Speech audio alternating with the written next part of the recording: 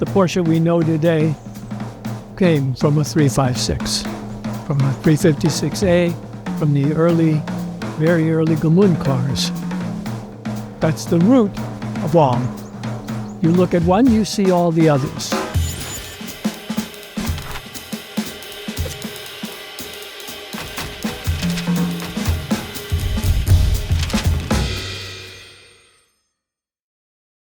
San Francisco was a wonderful place to grow up because it never gets really hot and it never gets really cold.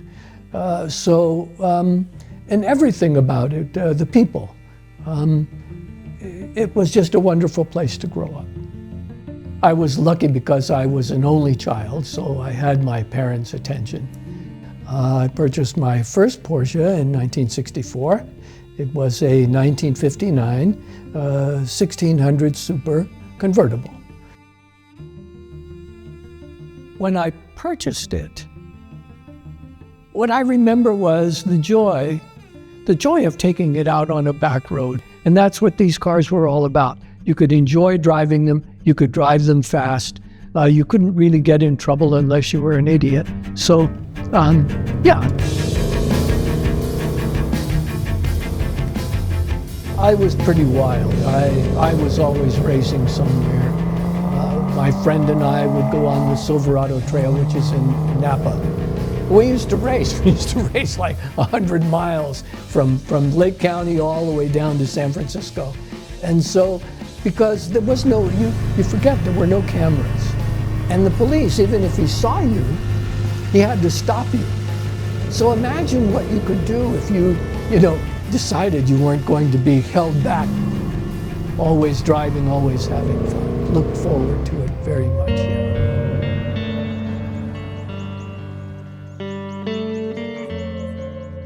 Because I was a young man, not very well reined in, the car didn't look so good when I was finished with it a few years later.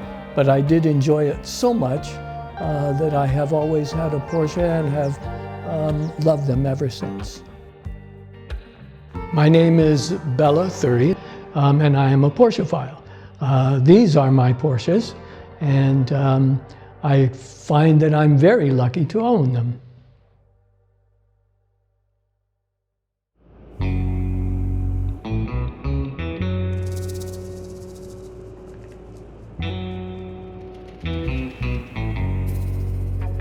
Porsches are very personal. If you have ever owned a Porsche, I'm not sure that modern day Porsches fit into that particular category. But the older Porsches, they were almost a part of you.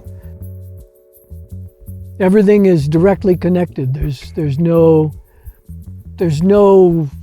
electronic drive-by-wire. Porsches always have had a direct feel for the road. When you're driving it, you get feedback. They're not as fast as modern cars. They don't have all the electronics.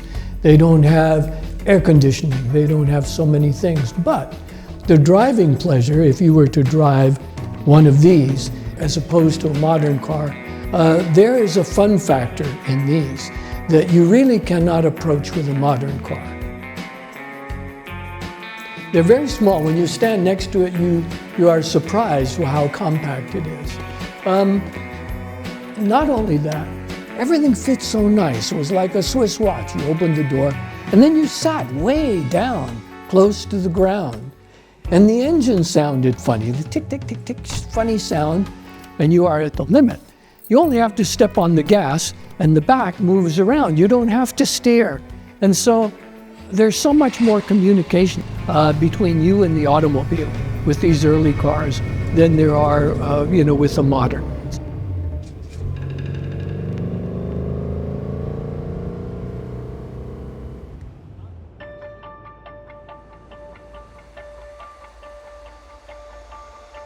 I like to wake up in the morning, take a breath of air, know that I'm alive, know that there's something to look forward to. I like the fact that everything changes from day to day. Life has a way of presenting to you. You're not always in control, of what is going to happen to you or what is happening to you. You may think you do, but ultimately, life keeps presenting you with choices, keeps presenting you with obstacles. Yeah, I learned that we really are only caretakers. These cars will live beyond, whatever years I have left. We are not just taking care of the car for ourselves, but we are taking care of it for whoever else comes along and will be able to enjoy it. It teaches you in life that not everything is monetary. In other words, you can't boil it down and say, if I spend more money, this will be better. It doesn't have anything to do with it. It has to do with the appreciation. And so if you ask me what it changes in your life, it alters your perspective to know that not everything is something you can buy.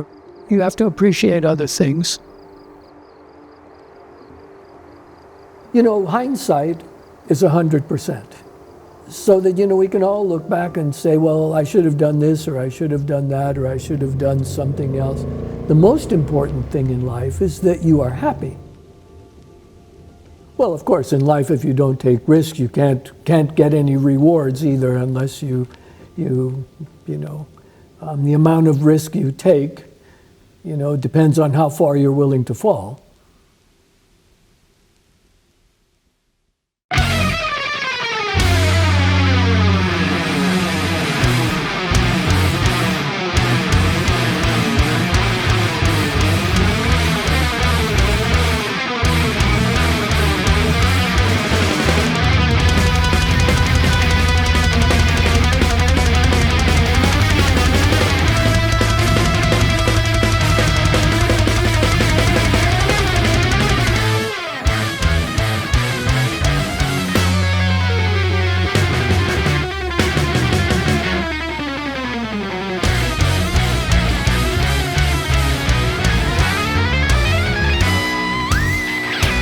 But I want hair and makeup.